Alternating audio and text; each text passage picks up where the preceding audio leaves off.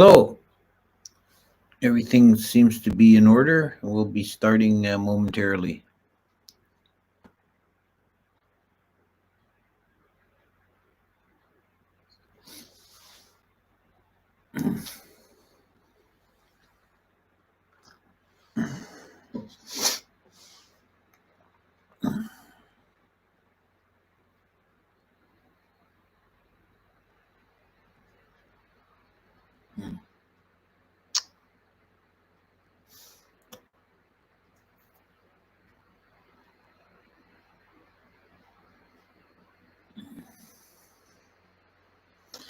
Namo tassa bhagavato arahato samma sambuddhassa. Namo tassa bhagavato arahato samma sambuddhassa. Namo tassa bhagavato arahato samma sambuddhassa.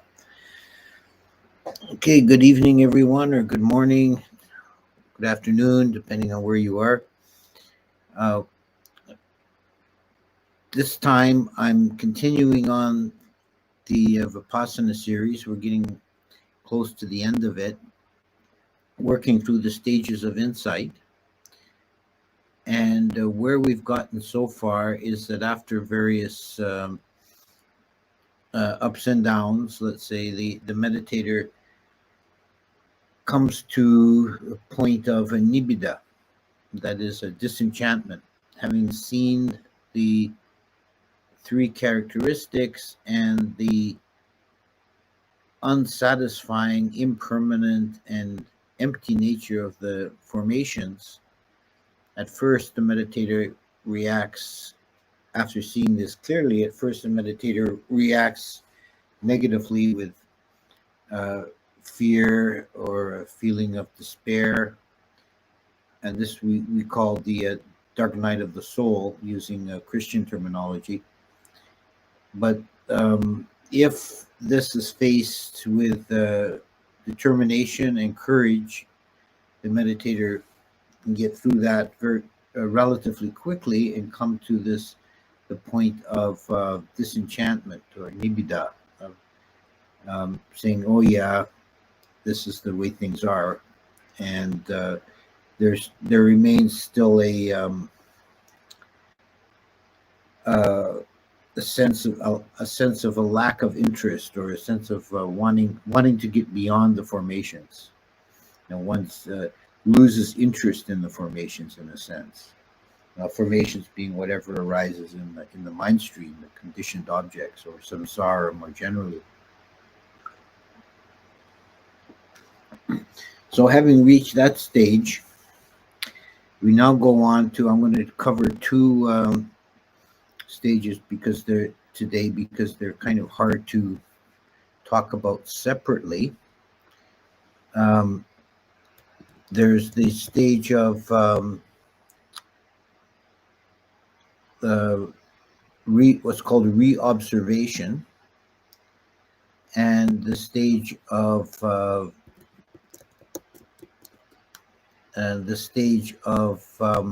equanimity about formations, which is a very critical point to reach. It's could be said to be the culmination point of the actual practice. This is as far as you can really get by striving.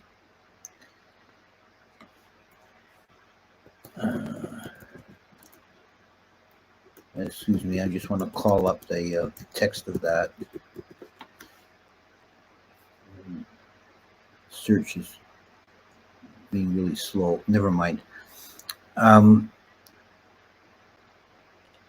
The stage is called knowledge of reobservation, rises out of the nibbida. Now the meditator no longer has a strong emotional reaction to the phenomena, but the phenomena are still perceived as being burdensome or painful. And the three characteristics are being observed clearly. Now, there's some characteristic features of this stage. The main one is a restlessness. restlessness will arise at this point very often. This takes the form of both mental and physical restlessness. It becomes more challenging to sit still, and there may be pains arising in the body. Many meditators at this stage experience various pains in the body that are entirely mentally generated. There's no real physical cause.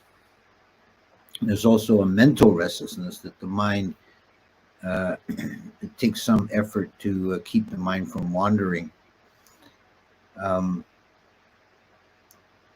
So this can be a bit of a difficult stage, and the way here to get through it is to make a supreme effort to be still mentally and physically, to not surrender to the restlessness.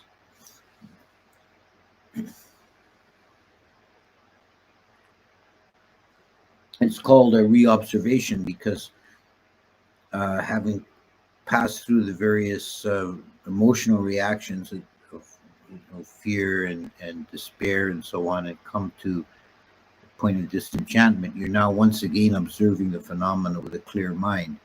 And the noticing is quite strong at this stage when you can manage to remain still, and the mind tends to be quite clear and bright, but there is this difficulty of a kind of a restlessness, which is a kind of a dissatisfaction with everything expressed in the body. And when the meditator has overcome that and found stillness again, then you enter into the very important phase of equanimity about formations. And this is in a way, it's like the reward for all the hard work.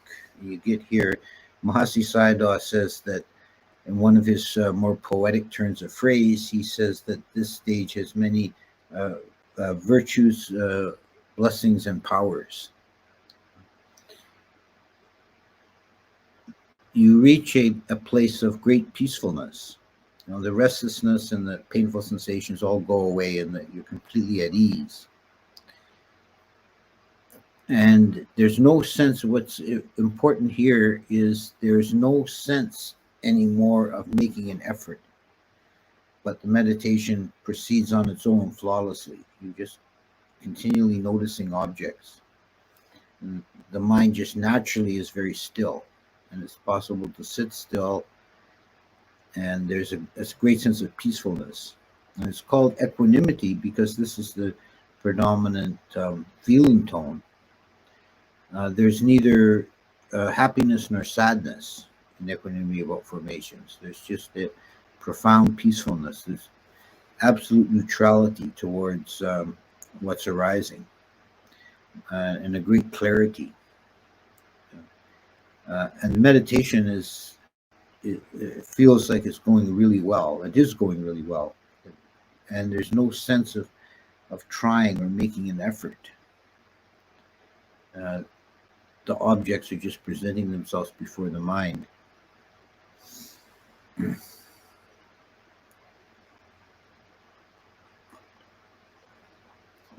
There tends to be much less thought formation, much less physical sensation. And it's just a very wonderful, peaceful place to be. And this could be said to be the final stage of the actual practice, that in the sense of this is as far as you can go by effort. We'll talk next time, and probably I don't know if I'm going to do one or two more talks in this series, but at least one more, and that will be on the actual realization of nibbana that occurs. But what happens at this stage is that it's possible from here to realize the unconditioned, to realize nibbana. And it's not something you can do, it just happens. And it either happens this time or it doesn't. And you've gone as far as you can go by making an effort. Now, one thing about this stage that's noted by Mahāsi, I didn't see him explicitly stated in this book, but I have seen this in his writings, and it seems to be borne out by experience of many meditators, is that a person cannot, having reached this stage, cannot remain in it indefinitely. There seems to be a kind of a limit of a few hours. 3, 4, maybe at most 5 hours that one can remain in equanimity about formations. And if nibbana is not realized in that time, then the meditator will drop out of equanimity and fall back into the previous stage, reobservation of phenomena. Now, that's, one shouldn't be upset when that happens. It's just seems to be a natural occurrence, and you can recognize that you have fallen to that stage because the restlessness comes back. You'll feel a restlessness, and it may manifest in many people. It manifests as kind of a twitchiness in the body, kind of a discomfort in the legs or the back and so on. There's kind of a twitchiness, a desire to move.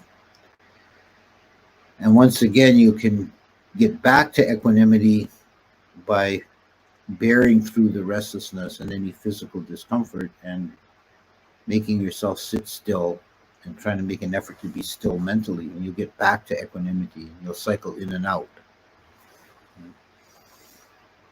And when you're in equanimity, there's a sense of having arrived.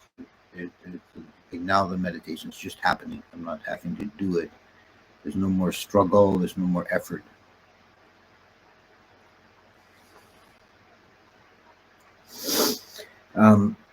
Equanimity, as wonderful as it is, it's not enlightenment. Don't mistake it for that. But it is, we could say, the launching pad or the jumping off place. It's the state of mind from which the realization of nibbana can occur. And we'll talk about that somewhat next week. But this week, I just want to focus on how one gets into that state, and pad or the jumping off place. It's the state of mind from which the realization of nibbana can occur. And we'll talk about that somewhat next week. But this week, I just want to focus on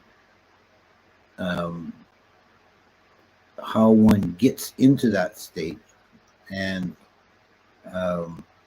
how to get back into it once you've fallen from it. And it seems to be that the key is stillness, not giving into the restlessness. As a general rule, in meditation at any stage, in any kind of practice, restlessness is one of the nivaranas. It's one of the hindrances that will arise from time to time. And the general advice is to subdue the restlessness by making yourself still, even though it's difficult. Very often, we see meditators who are overcome by restlessness and they give into it. The mind will come up with various excuses and reasons why you need to be doing something more active now. I'll be able to get back to my practice after I clean the cabin, or if I go for a walk, or whatever. Just something to be more active and distracted. Whereas that's exactly the wrong advice when you're overcome with restlessness, because you cannot overcome restlessness by giving into it. It'll keep coming back again and again. You have to recognize this state of mind, this restlessness, and not surrender to it. And this is good general advice for meditation, but it's critical at the stage of reobservation. because you want to push through that and get to equanimity about formations, which is really what all the whole practice is about, reaching that point.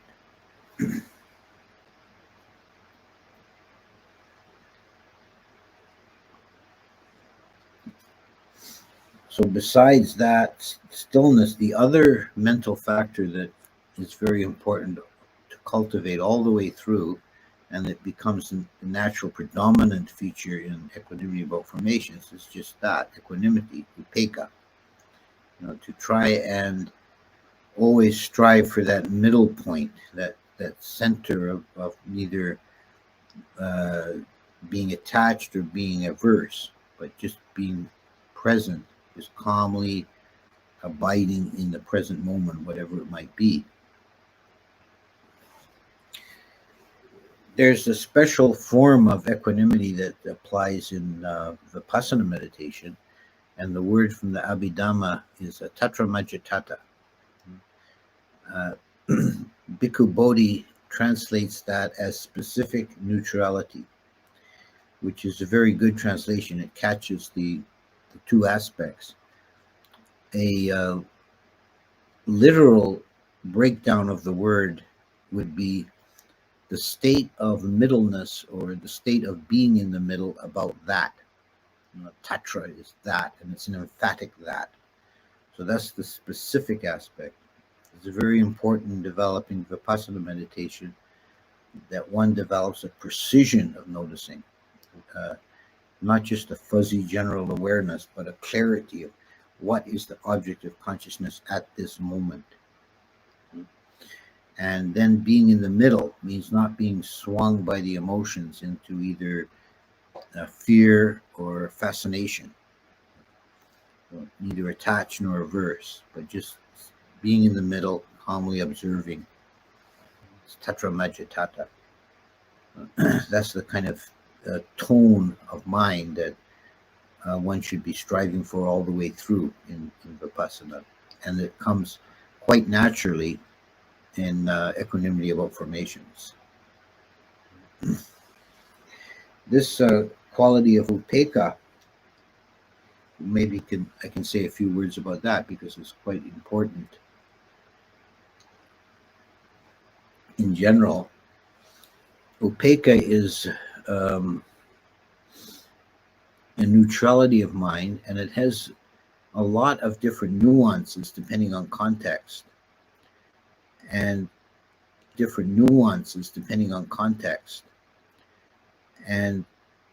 at the very lowest end, or the very most mundane end, upekkha is just the neutral feeling, which is most of our feelings. Most of the things that a mind encounters, we don't really react to. It's just there. We neither want it or dislike it. It's just there. But at the higher end, upekkha is a profound peacefulness.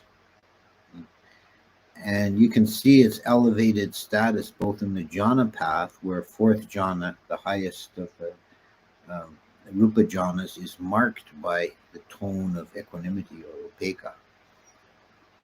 So in that sequence, upekkha is considered superior or more refined than bliss. So it's better than bliss.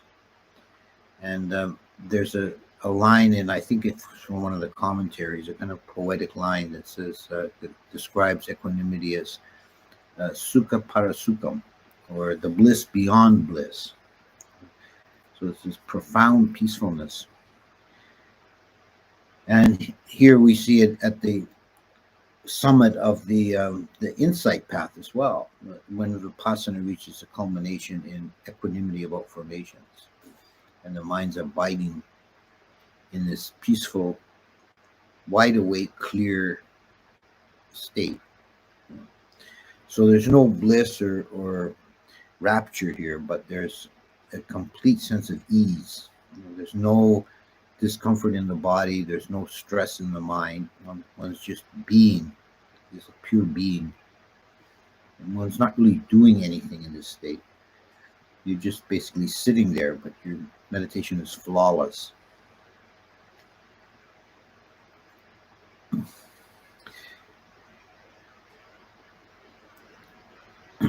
So to sum up, it's been quite a journey from the start of this, and going through the stages, uh, seeing the three characteristics, reaching a point of where the characteristics are clearly seen, then the mind has a danger of falling into the corruptions, which is kind of jhana-like occurrences in the mind of bright lights and feelings of joy and so on. It's called the 10 corruptions of insight. And it's sometimes mistaken for enlightenment. And then the meditator, once having seen these are just mental formations, these are just things the mind has created, and they too are subject to the three characteristics, the meditator reaches the stage of what is path and not path. And then the insight deepens further, and you get to the point where you've seen the nature of samsara quite clearly, and you have a negative emotional reaction to it, because you're no longer fooling yourself that everything's rosy, that you can see that all formations are suffering, all are impermanent, all are empty. And the mind passes through stages of misery, fear, and despair. But if you push through that, then you get to, again, a clarity of insight. You experience nibbida, the disenchantment. So you no longer have this negative emotive reaction, but there's still a kind of subtle aversion to samsara. You want to be done with it. And then you begin to observe the phenomena again clearly, and this leads to some discomfort and restlessness. But once having passed through that, then you abide in equanimity about formations. And this is the perfection of the insight or Vipassana practice. When you're sitting in equanimity of formations, you've done the work properly, and here you are. So I'll stop there and check the chat for questions.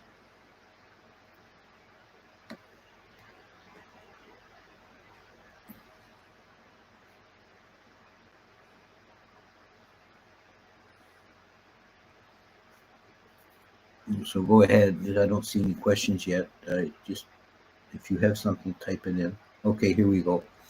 Ajahn, how long does it take a person to reach the stage of practice? I've heard it said the Buddha said it's possible to experience Nibbana with 7 days of committed practice.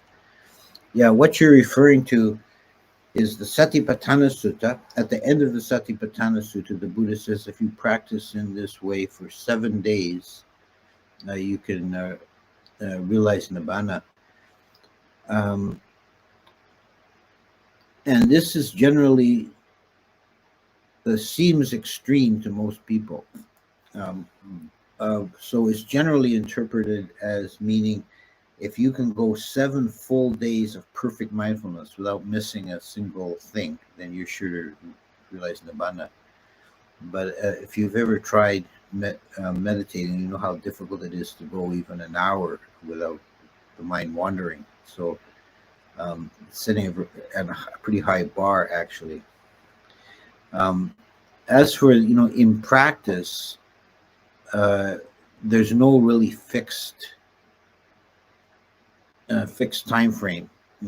Some meditators, whether it's due to innate skill or old karma or what have you, they may the first time they do a Vipassana retreat, they may realize the stage of equanimity about formations within within a week or two, within 2 weeks, in less than 2 weeks. But other people, it takes much longer.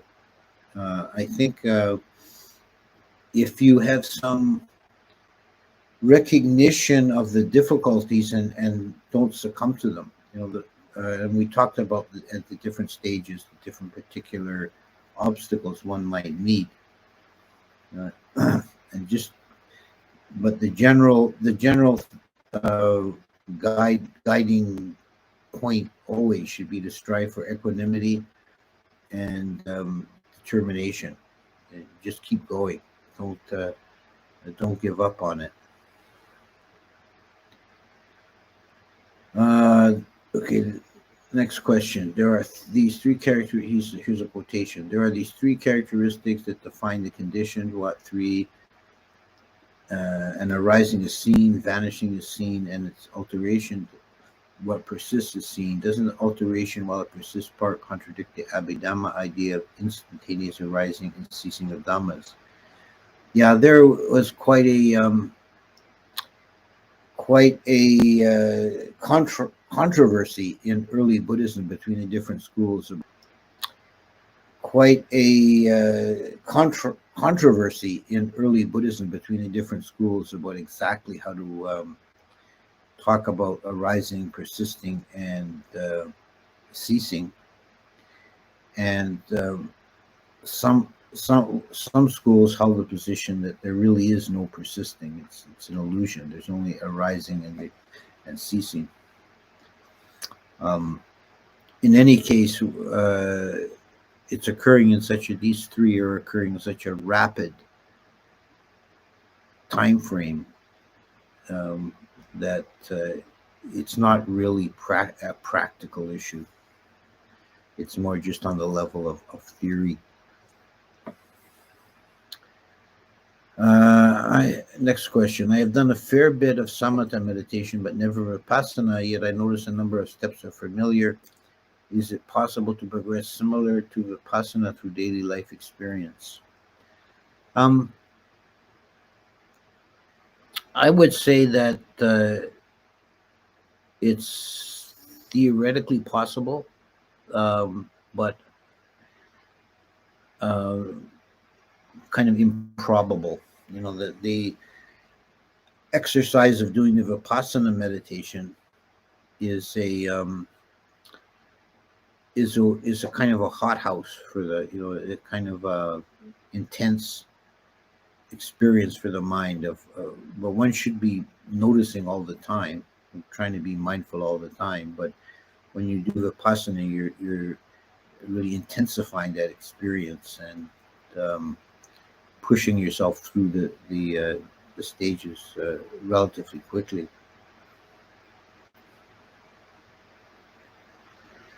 What is your opinion of the Anapanasati reference to observing the whole body? Do you think the Buddha was referring to the body of breath, as the Sunyamagga says, or the physical body, as the Sarvastivada interpreted said? Yeah, that's another one where the interpretation is open, and there are, as you note quite correctly, there are different opinions here. I think this is a general problem with the Satipatthana Sutta, is that it's often taken as being the core meditation sutta, but it's so compressed and concise, and the Buddha doesn't really expand on the terms very much, so it's been open to a lot of interpretation. I've got a kind of a pet theory of my own. I think that the Satipatthana Sutta, in the form that we have it, was not really the verbatim words of the Buddha, but somebody's lecture notes. He was probably giving a course over weeks or even months on meditation techniques, and what we have are really just a kind of chapter headings or bullet points. But in this particular reference, the observing the whole body of the breath, the commentary comes down on the side of saying the whole breath body, meaning from the beginning of the breath, the middle of the breath, the ending of the breath. Others have interpreted as saying that one should observe the whole body breathing, and there's still, to this day, you'll hear both opinions from different teachers. But I don't think we can't really definitively say what the Buddha intended. Okay, let's see. Next one. Is enlightenment a state that arises on its own after doing the meditative work? I'm guessing it is a state that cannot be intellectualized or attained merely through wanting to get there. Yeah, that is correct. And we'll talk about that a bit more next week. But basically, what you say is correct. It's like an analogy is given. It's like planting a crop of rice or carrots or whatever, that you'd have to do a lot of work and plowing the field and working in the fertilizer and watering it and so on. But you can't actually make the seed sprout. It does that on its own, but only if the work has been done. When practicing, is it sufficient to simply notice formations, or must one actually note each phenomenon with a mental word? I find noting with words quite clunky. Yeah, I talked about that a little bit in one of the previous lectures. I think that, you make a very good point there. And my opinion of the best way to practice this is that one should definitely start with the noting, but that there reaches a point when the mind is quick enough that if you're making mental notes, you're actually slowing the process down, and you should just drop the noting and just clearly observe each phenomena, slowing the process down, and you should just drop the noting and just clearly observe each phenomena. But then if the mind begins to get fuzzy and loose and you're missing a lot of things, then bring back the noting. The advantage of the mental notes is it develops that precision that I talked about, that you're not just fooling yourself into thinking you're aware and there's a whole clumps of things are going by. You're really striving to notice single phenomena one at a time, and the noting really puts the mind in that frame. But as you notice, at some point it does kind of bog the process down, and I think you have to be ready to practice without it. Do you have any tips to be able to sit in meditation for long periods of time without pain in legs or back? If I try sitting on cushions, I fall asleep. There are some yoga postures that one can do to assist in sitting. The main problem why people experience difficulty in sitting is that in Western culture we kind of wreck our posture and our flexibility by the habit of sitting in chairs all our life. People in Thailand, where traditionally they don't have furniture in the home like that, they'll just sit on mats on the floor all the time. They have no trouble with it. And what the actual physical issue is your hips. You might feel it in the knees, but it's because there's strain on the knees because the hips are not open enough. So the really critical yoga posture, and you can look it up. You can do a Google search for the common English name for it is the cobbler's pose. That's one that's probably the one most useful. Another one that helps is the seated hero's pose. So those two, cobbler's pose and seated hero's pose. And if one's doing a lot of sitting during the day and you begin to feel stiff and crampy in the legs, an occasional upside down pose, either a shoulder stand or a headstand, can really help with the legs. And the trick to that, to getting the most effective result, is to really stretch towards the ceiling, but don't point the toes. Point the balls of the feet. Relax the toes, and try to point the balls of the feet at the ceiling. And you'll find it That has a much better effect on the leg muscles. I have not heard before of path and not path. Could you expand on this, please? Well, you can go on my channel and look up my lecture on that phase. I did a whole talk on path and not path.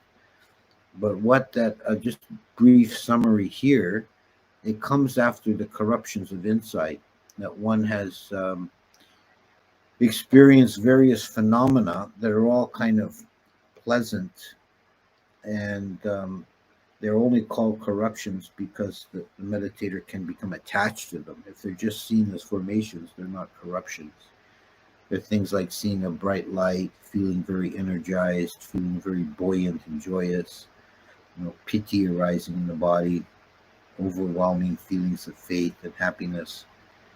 And some people mistake that for enlightenment, and other people just become attached to the pleasant nature of it. And this one, either way, you're falling into the corruption. But path and not path is when the meditator realizes, oh, these things are just phenomena. They're not really the path to enlightenment. They're just things thrown up by my mind, and just notices them as any other phenomena. Then they cease, and one's on the path, and one has made that important juncture.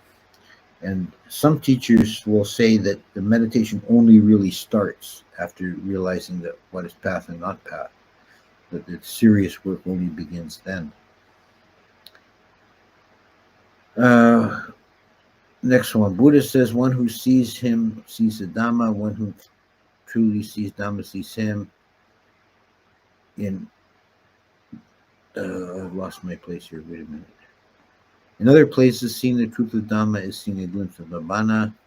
Dhammacakku, this means someone who sees Nibbana sees the truth of the Buddha. Isn't the Buddha identifying with Nibbana in a roundabout way? Well, yeah, I suppose. I mean, he's speaking in a quite poetical manner, but the Buddha is Tathagata, so he is quite, in a sense, he is identified with Nibbana in some sense, not taking it too literally. I don't know if I'm making any progress, but the nimittas are becoming more profound. I am trying not to focus attention on them, but also becoming less passionate of the world. Everything is empty. Yeah, that sounds good. You should, if you're doing a Vipassana work, then you should treat the nimittas just as any other object. Just notice them and let them go. Don't get interested in them. Don't try and analyze them or figure them out.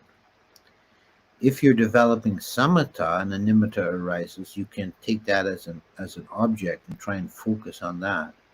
And if you're able to stabilize it, it's worth taking that all the way, just remaining with that single nimitta, but only if it's stable, unmoving, unchanging. If you can't stabilize a nimitta, and most people actually can't, but it's a minority that they're able to do that. If you can't stabilize the nimitta sufficiently, just go back to the breath, whatever your proper object was, and disregard the nimitta. Contemplating the body externally. Does it mean the surface of the body or something external? Well, again, it's another one of these Satipatthana phrases that's subject to different interpretation. The interpretation given in the commentary is that contemplating the body externally means contemplating external physical forms, particularly other beings' bodies. Okay, I'll take a couple more and then I think we'll call it. In some suttas, it mentions arahants meditating in fourth and jhana and attaining the three higher knowledges. Is this something that you only get due to karma or specifically from fourth jhana enlightenment? There's a multitude of different different detailed ways of unfolding at the higher levels. It varies very much from individual to individual. Is it true that after being human, rebirth in the human realm or heaven realm is like dirt in a nail, and rebirth in hell is like the dirt of the earth? Yeah, the Buddha said something like that, but I think the actual quote that I remember is that the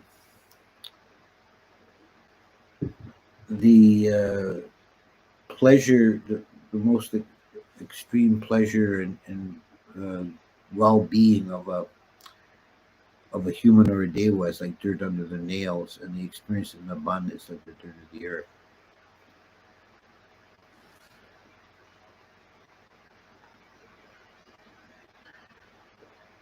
I'm too shy and autistic to go to any monastery and talk to monks in real life, and generally avoid people. How do I overcome this? Well, the only way to overcome something like that is to just jump in with both feet and just force yourself to do what you're afraid of, and you'll find it's not so bad.